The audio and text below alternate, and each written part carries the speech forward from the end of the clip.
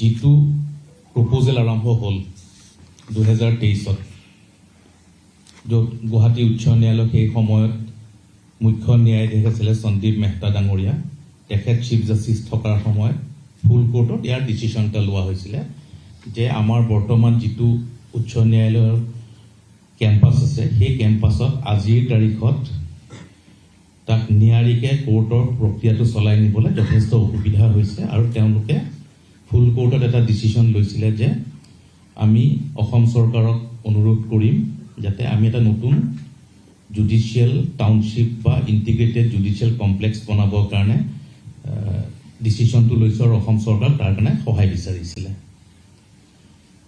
গুৱাহাটী উচ্চ ন্যায়ালয়ৰ যেতিয়া ফুল কোৰ্টে 2023 চনত তাৰিখটো আপোনালোকে ৰেজিষ্ট্ৰিক খুজিলে গম পাই যাব।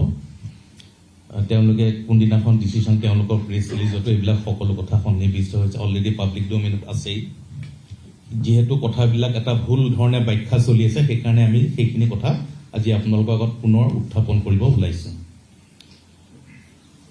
2022 চনৰ অক্টোবৰ নৱেম্বৰ মাহত এটা প্ৰক্ৰিয়া চলিছিলে। আমাৰ যিটো CJM কোৰ্ট আছে, চিফ জুডিচিয়েল মেজিষ্ট্ৰেট কোৰ্ট আমাৰ কাছাৰীত আছে আগৰ DC অফিচটোৰ লগতে, সেই কোৰ্টটো বৰাগাঁও ইয়াৰ পৰা প্ৰায় 15-20 কিলোমিটাৰ দূৰলৈ স্থানান্তৰ কৰিব ওলাইছিলে।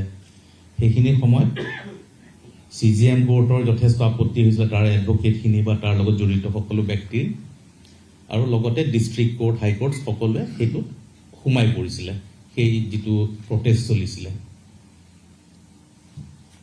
গুৱাহাটী উচ্চ ন্যায়ালয় সেইটো সময়ত ময়ো সেইখন বাৰ এছ'চিয়েশ্যনৰ মেম্বাৰ আছিলোঁ। সেইখিনি সময়ত এটা ৰিজলিউশ্যন লোৱা হ'ল। ৰিজলিউশ্যনটো লোৱা হৈছিলে 25 নৱেম্বৰ 2022। আমি এতিয়া 2026 আছোঁ। 25 নৱেম্বৰ 2022 এটা ৰিজলিউশ্যন লৈছিলে আৰু তাতে 3 নম্বৰ ৰিজলিউশ্যনটো মই আপোনালোকক পঢ়ি শুনাই দিব খুজিছোঁ। এইটো তেতিয়ালৈকে এইটো কথাটো জন্মই হোৱা নাছিলে। It was not that concept of shifting of Guwahati high court or establishment of a judicial township was not even mooted, অৰ্থাৎ কনচিভে কৰা নাছিলে সেই আইডিয়াটো। সেইটো সময়তে গুৱাহাটী উচ্চ ন্যায়ালয়ৰ এডভকেট, গুৱাহাটী উচ্চ ন্যায়ালয় যিখন বাৰ এছ'চিয়েশ্যন আছে, গুৱাহাটী হাইকোৰ্ট বাৰ এছ'চিয়েশ্যন, তেওঁলোকে এটা ৰিজলিউশ্যন ল'লে। সেই ৰিজলিউশ্যনৰ তাৰিখটো হৈছে 25 নৱেম্বৰ 2022 আৰু ৰিজলিউশ্যনটো 3 নম্বৰ ৰিজলিউশ্যনত নাম আছে। মই পঢ়ি দিছোঁ সেইটো।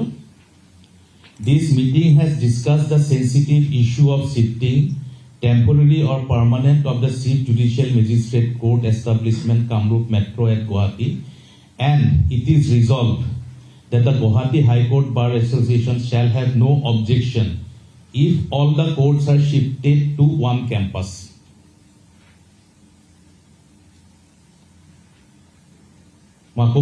This meeting has discussed the sensitive issue of shifting temporary or permanent of the Chief Judicial Magistrates Establishment Kamrup Metro at Guwahati, and it is resolved that Guwahati High Court Bar Association shall have no objection if all the courts are shifted in one campus, but Guwahati High Court Bar Association has its objection to temporary shifting of the present Chief Judicial Magistrate Court Establishment Kamrup Metro at Guwahati. এইটো তেওঁলোকৰ resolution. তেওঁলোকে কৈছে যদি অকল chief judicial